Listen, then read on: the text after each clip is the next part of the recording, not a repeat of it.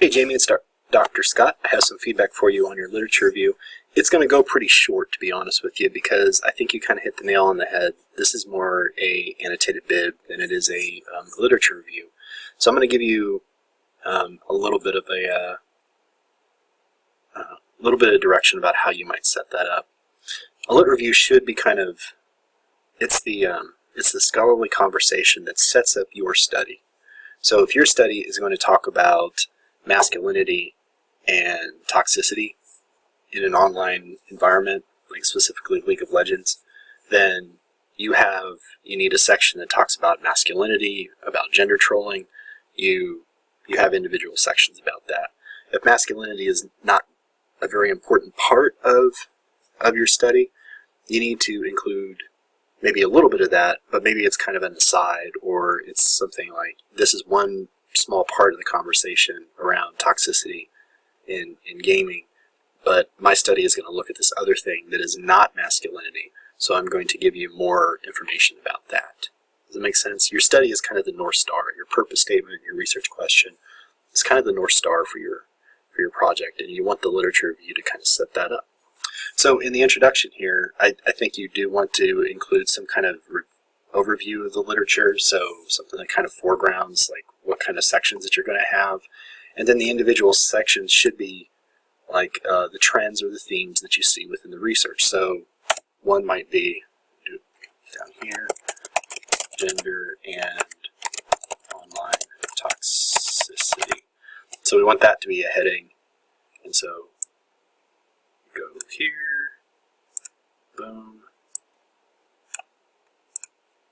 and now we have a heading, and then what's down here is it's about that specific issue. And it looked like you had two sources that were kind of talking about that. The one was the gender trolling, and then the other one was, I think, about masculinity specifically. Okay. I thought, just kind of giving this a quick read, it seemed like masculinity, like gender stuff going on in online games, was one section. It seemed like another one was like emotional impact or emotional influence of and on online toxicity. So those might be your two sections. But again, your purpose statement should kind of drive what you're going to do as far as your literature, like how you're setting up your literature review, what the sections are. If you have a hard time kind of figuring that out, you're not sure how to kind of go about doing research, let me know. I'd be happy to do that. I think the Communication and Mass Media Complete database in the Clark Memorial Library might be a place to look at. I think there are probably other places too, and probably places you know about more than I do. So that's my feedback. Again, it's really short. Oh, I did want to say, I totally laughed when I saw this. I was drinking coffee and I lost it. I spewed it across my desk. Thank you very much for that, Jamie. I got to clean that up. Dick wolves. It's hilarious. Yeah, my overall note here, if there's a part of the literature that's important to your study, you need to make a section out of it. So if you're looking at masculinity and online gaming, if you think that that's going to be a significant part of your project, yeah, you need a section on that. Okay, I think that that's it for now. Yeah, I saw this source right here along with the other one, and tech walls. I think those two together in a section, I think, yeah.